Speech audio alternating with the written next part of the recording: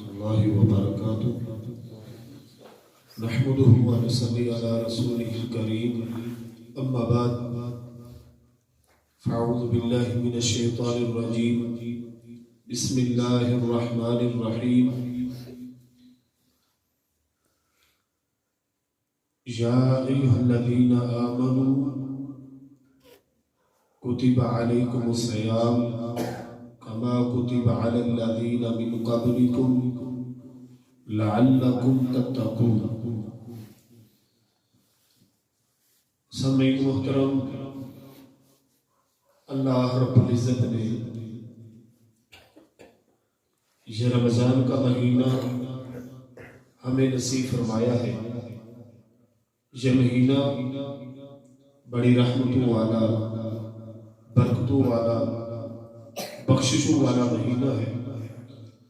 اس مہینے کی پہلی تاریخ سے لے کر آخری تاریخ تک، رمضان کا چاند نظر آنے سے لے کر عید الفطر کا چاند نظر آنے تک، یہ سارے کا سارا مہینہ، اس کا ہر لمحہ اللہ کے رحمتوں والا ہے، برکتوں والا ہے، مغفرتوں والا ہے، جہنم سے آزادی والا ہے اور جنت کے حصول والا مہینہ ہے.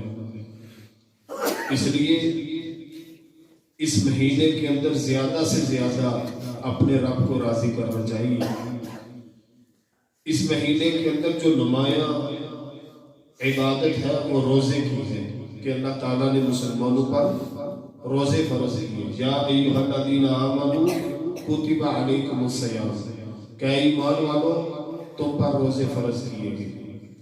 اور یہ کوئی نہ سوچے کہ صرف ہماری امت پر شاید روزے فرض کیے گئے. فرمایا نہیں، کما کتب علی الذین من قبلکم، یہ روزے جس طرح تم پر فرض ہے اس طرح تم سے پہلے لوگوں پر بھی فرض تھے، وہ بھی روزے رکھتے رہے.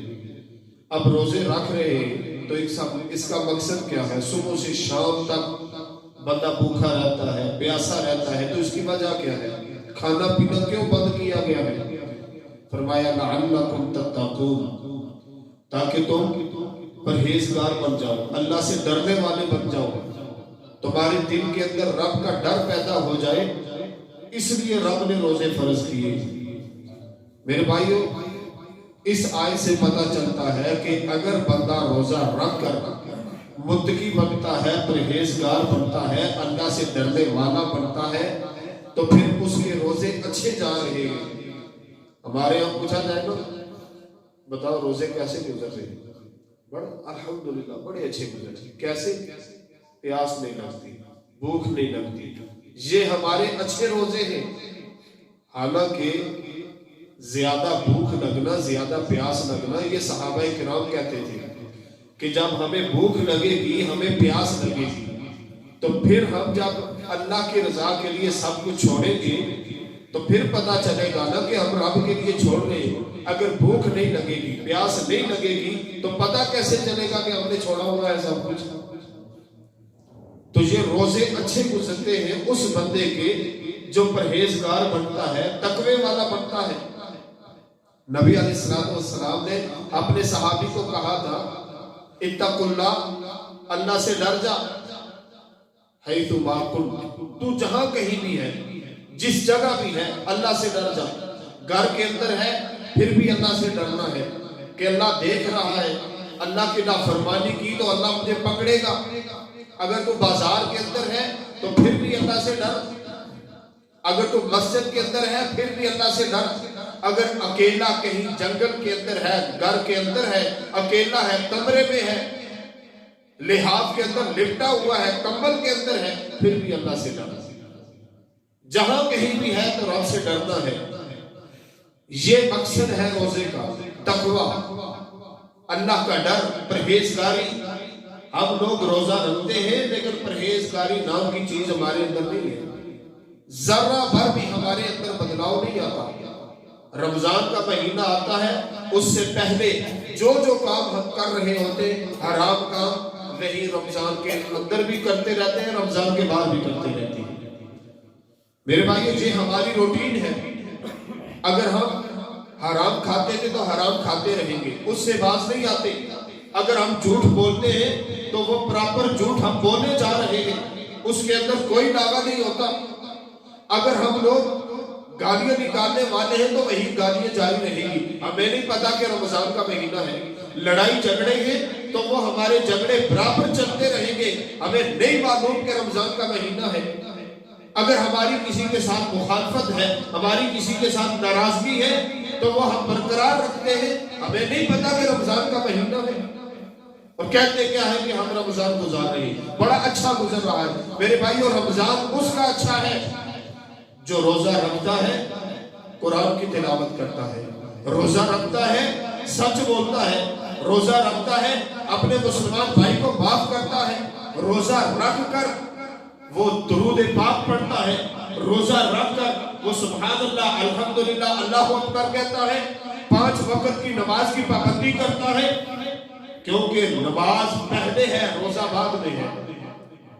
جس حدیث میں آیا ہے نا کہ بنی الاسلام علی خمس، کہ اسلام کی بنیاد 5 ستونوں کے اوپر ہے، 5 ارکان کے اوپر ہے۔ ان 5 ارکان میں سے جو پہلا نمبر آتا ہے توحید و رسالت کا، اس کے بعد نماز ہے، اس کے بعد زکوٰۃ ہے، اس کے بعد روزے ہیں، روزے بعد میں ہیں۔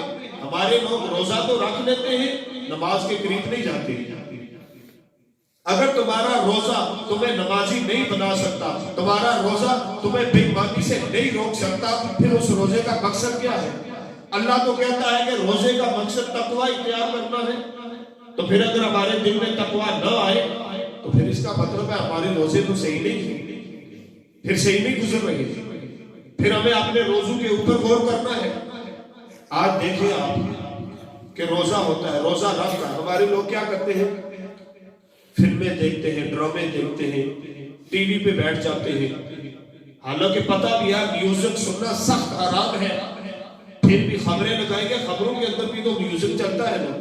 تو روزہ رکھ کر اگر آپ خبروں پہ بیٹھیں گے، وہ میوزک سنیں گے، تو آپ کے روزے کا کیا عالم ہوگا، کیسی حالت ہوگی؟ اسی طرح ہماری لڑائی جھگڑے ختم نہیں ہوتے۔ آج ہمارے گھر کے اندر لڑائیاں ہیں۔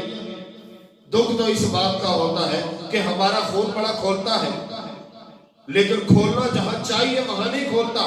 ہمارے جوش آتا ہے، ہمیں غصہ آتا ہے ہمیں، لیکن جہاں غصہ آنا چاہیے وہاں ہمیں غصہ نہیں آتا۔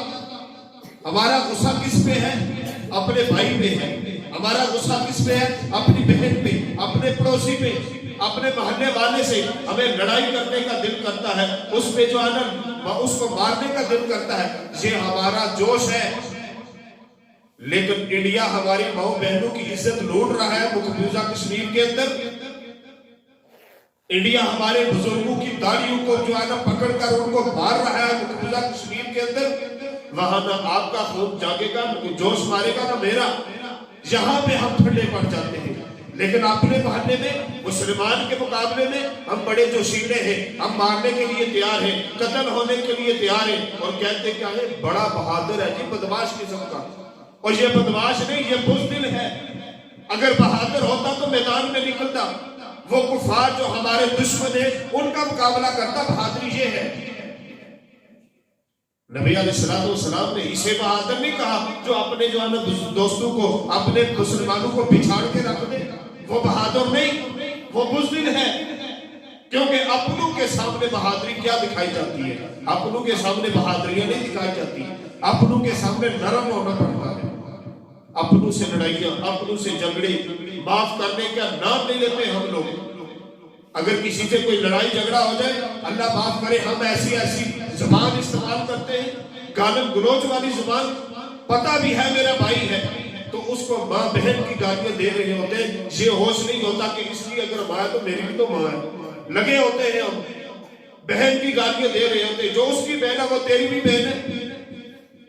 یہ ہماری عادت ہے، پڑوسی کو، رشتہ داروں کو، محلے والوں کو ہم گالیاں دیتے ہیں، لڑائی کرتے ہیں، جھگڑے کرتے ہیں۔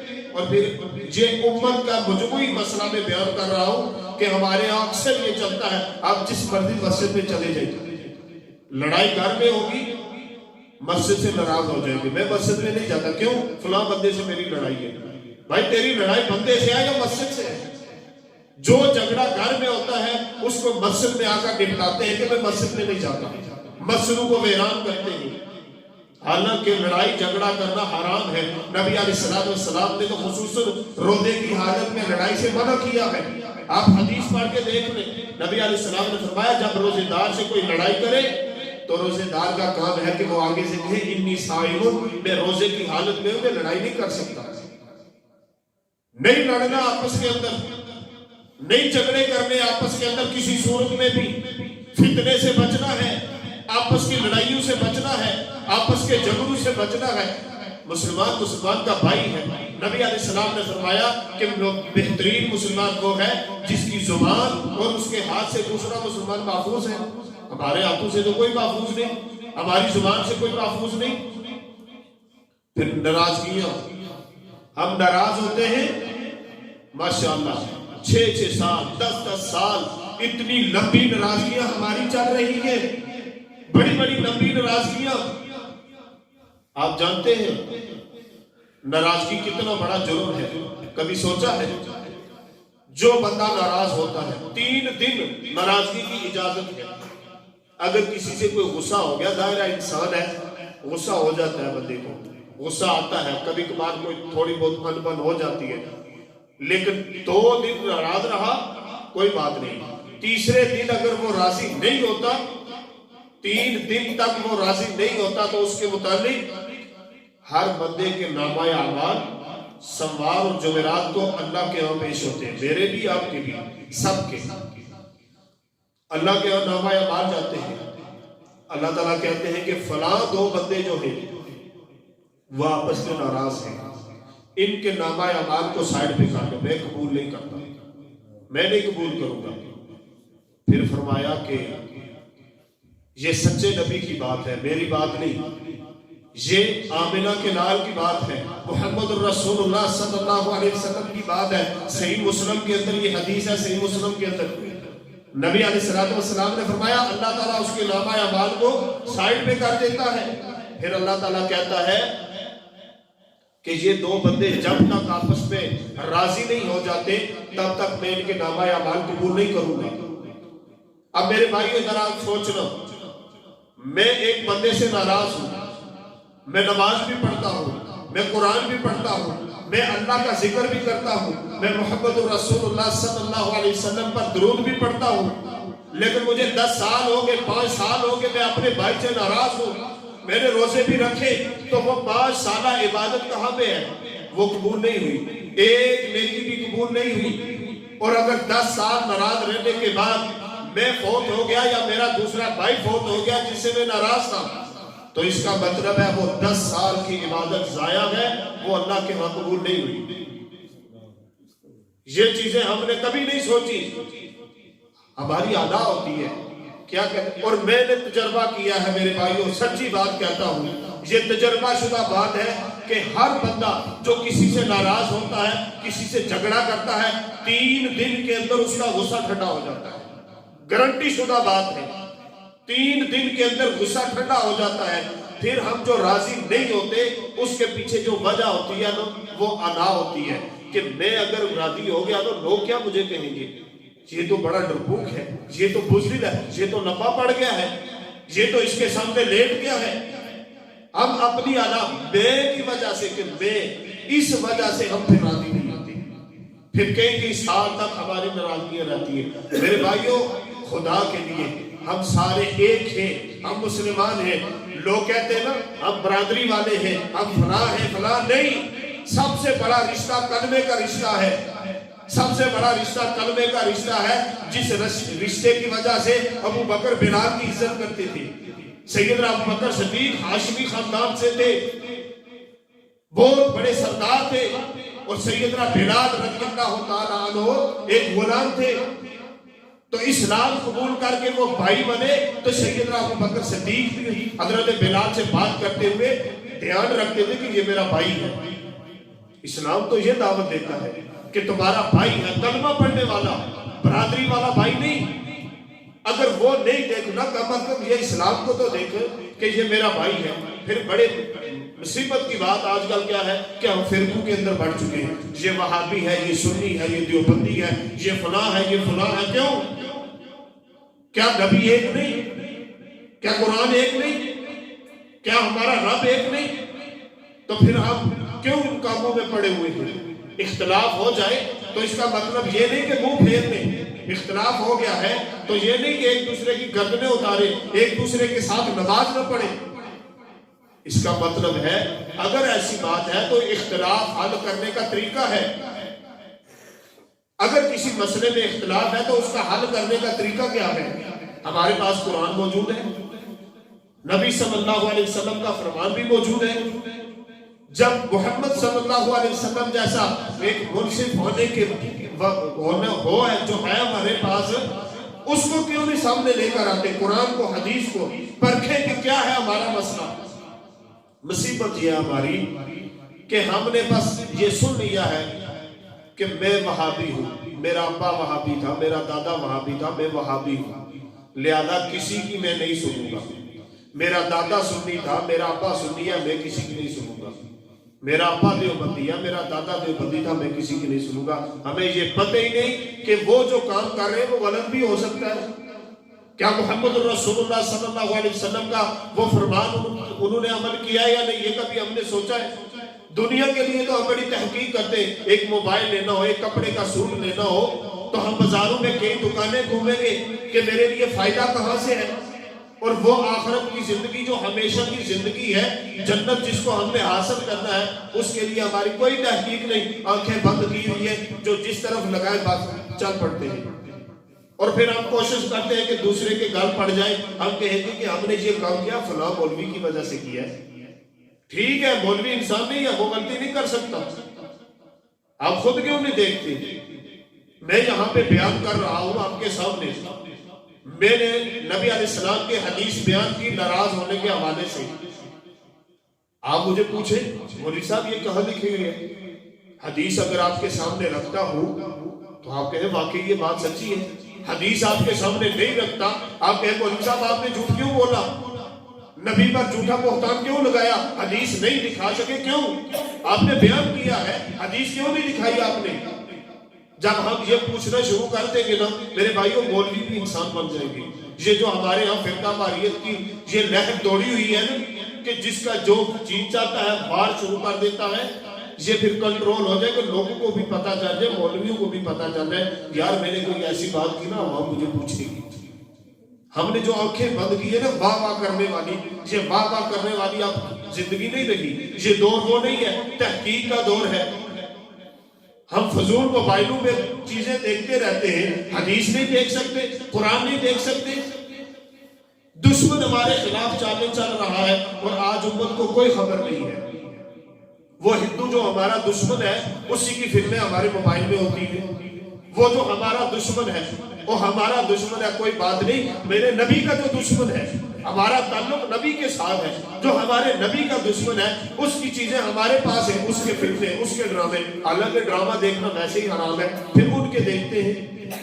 اب اس سے یہ کوئی نہ نکال لے کہ ان کے چھوڑ کے پاکستانی دیکھنے شروع کر دینا، حرام یہ بھی ہے، کیونکہ ڈرامے دیکھنا حرام ہے، فلمیں دیکھنا حرام ہے، وہ پاکستانی بنائے یا انڈین بنائے، کوئی بھی ہو۔ تو اس لیے میرے بھائیوں، آپس کی لڑائیاں ختم کیجئے، مسجدوں کو آباد کیجئے۔ آج مسجدیں ویران ہو رہی ہیں، مسجدوں کے اندر 2-3 بندے ہوتے ہیں نماز پڑھنے کے لیے۔ دکھ کا مقام نہیں ہے، افسوس کا مقام نہیں ہے۔ یہ ایک بات اگر کسی کی سیاسی پارٹی کی بات آ جائے گا تو پلیز معاف کرنا، میں صرف آپ کو جھنجھوڑنے کے لیے کہہ رہا ہوں۔ لوگ مینار پاکستان میں جمع ہیں کہ نہیں؟ پی ٹی آئی والے کہتے ہیں ہم اپنے لیڈر کے لیے مرنے کے لیے تیار ہیں، نون لیگ والے کہتے ہیں ہم اپنے شیر کے لیے مرنے کے لیے تیار ہیں، اور مہینوں سے وہ سڑکوں پہ پڑے ہوئے ہیں۔ لیکن اے مسلمان، تجھ پر افسوس ہے بہت زیادہ کہ یہ لیڈر جن کے اندر کا پتہ نہیں ہے، عمران خان، نواز شریف، زرداری، ان کے لیے ہم حلفیہ کہہ سکتے ہیں کہ یہ ہمارے وفادار ہیں؟ قرآن پہ ہاتھ رکھ کے کہہ سکتے ہیں، لیکن محمد رسول اللہ صلی اللہ علیہ وسلم کے لیے میں قسم بھی اٹھا سکتا ہوں، قرآن پہ بھی ہاتھ رکھ سکتا ہوں، خانہ کعبہ میں بھی جا کے ہاتھ جو ہے نا قسم اٹھا سکتا ہوں کہ محمد رسول اللہ ہمارے خیر خواہ ہیں، ہمارے وفادار ہیں، جو ان سے وفا کرتا ہے وہ دنیا میں بھی ترقی کرتا ہے، دنیا میں بھی بلند ہوتا ہے، اور کل قیامت کے دن جنت میں بھی بلند ہوگا۔ تو ان سے ہماری وفا کیوں نہیں؟ ان کی بات ہم کیوں نہیں مانتے؟ عمران خان ایک کال دے تو لاہور میں پہنچ جائیں، ہم مسلمان پہنچ جائیں، نواز شریف کہے تو پہنچ جائیں، زرداری کہے تو پہنچ جائیں، لیکن محمد رسول اللہ نہ لاہور بناتے ہیں جو ہے نا پنجاب میں، وہ تو کہتے ہیں اپنے محلے کی مسجد میں پہنچو، 5 وقت نماز پڑھو۔ وہ بات ہمیں کیوں نہیں سمجھ آتی؟ وہ باتیں ہمارے ذہن میں کیوں نہیں بیٹھتی؟ ان کی باتیں ہم کیوں نہیں پڑھتے؟ آج پی ٹی آئی والے پی ٹی آئی کی خبر سن کر جھوم جاتے ہیں، چپ چپ چپ چپ، یہ بات سنے، خبر پڑھے۔ اسی طرح نور لیگ والے، اسی طرح جو ہے نا پیپل پارٹی والے، لیکن حدیث آتی ہے تو کوئی پڑھنے کے لیے تیار نہیں، قرآن کی آیت آتی ہے تو کوئی پڑھنے کے لیے تیار نہیں۔ اے مسلمان مجھے بتا تو صحیح، تیری وفا محمد رسول اللہ صلی اللہ علیہ وسلم کے ساتھ دی جائے گی، قرآن کے ساتھ ہے۔ میرے نوجوان بھائیوں، اللہ نے آپ کو تو علم دیا ہے، اسکول کا آپ پڑھے ہیں، پھر بھی اگر آپ تحقیق نہ کریں، پھر بھی آپ نبی کی حدیث کی پرکھ نہ کریں، پھر بھی آپ قرآن کا ترجمہ نہ پڑھیں، تو آپ کی جوانی کس کام کی ہے؟ اس جوانی پہ ذرا ناز نہ کرنا کہ میں جوان ہوں، کوئی پتہ نہیں کس موڑ کے اوپر آپ جو ہے نا ایکسیڈنٹ کا شکار ہو جائیں، کوئی پتہ نہیں کس موڑ پہ ہمیں موت آ جائے۔ تو محمد رسول اللہ سے وفا کر کے جائیں، تاکہ کل حوض کوثر پہ محمد رسول اللہ صلی اللہ علیہ وسلم کہیں کہ یہ میرا ہے، اس کو آنے دو، میں پانی پلاؤں گا۔ یہ باتیں ہمیں کیوں نہیں سمجھ آتی؟ یہ چیزیں ہمیں کیوں نہیں سمجھ آتی؟ دین کی تحقیق ہم کیوں نہیں کرتے؟ مسلمانوں کے لیے ہم کیوں نہیں بولتے؟ آپس کی لڑائیوں چھوڑیں، سب سے بڑے مسئلے آپس کی لڑائیوں چھوڑیں۔ جب تک آپس کی نفرتیں ختم نہیں کریں گے تب تک دین کی سمجھ نہیں آئے گی۔ نبی علیہ السلام کا واضح فرمان ہے، نبی علیہ السلام نے فرمایا کوئی بندہ اتنی دیر تک جنت میں داخل نہیں ہو سکتا جب تک وہ مسلمان نہیں ہو جاتا، مومن نہیں بن جاتا، اور تب تک کوئی بندہ مسلمان نہیں بن سکتا جب تک وہ آپس میں محبت کرنے والے نہ بن جائے، اور تب تک کوئی آپس میں محبت کرنے والا نہیں بن سکتا جب تک ایک دوسرے کو سلام نہ کہے۔ السلام علیکم ورحمۃ اللہ، اس کا مطلب ہے، ایک تو مطلب ہے نا اللہ آپ پر سلامتی نازل کرے، ایک دوسرا مطلب بھی ہے کہ میری طرف سے بھی سلامتی ہے، مت گھبرانا، میں تیری عزت کا بھی محافظ ہوں اور میں تجھے مجھ سے کوئی نقصان نہیں پہنچے گا، یہ بھی مطلب آتا ہے۔ اس لیے میرے بھائیو آپس کی ناراضگیاں ختم کریں، جس سے بھی آپ کی ناراضگی ہے، اگر آپ نے عمل قبول کروانا چاہتے ہو تو ابھی جا کر آپ نے معافی مانگنی ہے کہ مجھ سے غلطی بے شک سامنے والے کیا، آپ کہیں مجھ سے غلطی ہو گئی ہے، مجھے معاف کر دے، میں نے نبی کا فرمان سنا ہے، لہذا میں نبی کے فرمان کے ہوتے ہوئے مخالفت نہیں کر سکتا، میں راضی ہونے کے لیے تیار ہوں، مجھے معاف کر دیں۔ پہلے ناراضگیاں ختم کریں، پھر حسد اپنے دل سے نکالیں۔ یہ جو ہے نا سیاسی خلفشار ہمارے اندر پائی جاتی ہے سیاست کی وجہ سے، وہ ادھر بیٹھ کے عیاشیاں کرتے ہیں اور ہم ادھر آپس میں بھائی لڑ رہے ہوتے ہیں، یہ ہماری عادت ہے، خون بہا رہے ہوتے ہیں، میں جو ہے نا پھر غازی اور شہید اور پتہ نہیں کیا کیا لکھواتے ہیں، یہ کون سا شہید ہے؟ مسلمان کے ہاتھوں مر رہے ہیں ہم آپس میں لڑ کر، اس کو شہید نہیں کہتے۔ کل جب مار پڑے گی نا پھر پتا چلے گا کہ شہید ہے یا نہیں۔ شہید وہ ہوتا ہے جو اسلام کے لیے لڑے، شہید وہ ہوتا ہے جو مسلمانوں کی خیر خواہی کے لیے لڑے۔ آپ کسی مسلمان کا دفاع کرتے ہوئے مارے گئے، ادھر سے دشمن نے حملہ کیا، آپ اپنے بھائی کا دفاع کرتے ہوئے مارے جاتے تو یہ شہید ہے، لیکن اپنے بھائی کو مارنے کے لیے جب ہم نکلیں گے تو یہ شہید نہیں ہوتا۔ اس لیے میرے بھائیوں دین کے بارے میں پڑھیں، قرآن کو پڑھیں ترجمے کے ساتھ، حدیث کو ترجمے کے ساتھ پڑھیں، تاکہ آپ کو پتہ چلے دین اسلام کہتا ہے۔ جب تک آپ قرآن حدیث کے ساتھ اپنے آپ کو نہیں جوڑیں گے آپ کبھی بھی کامیاب نہیں ہو سکتے۔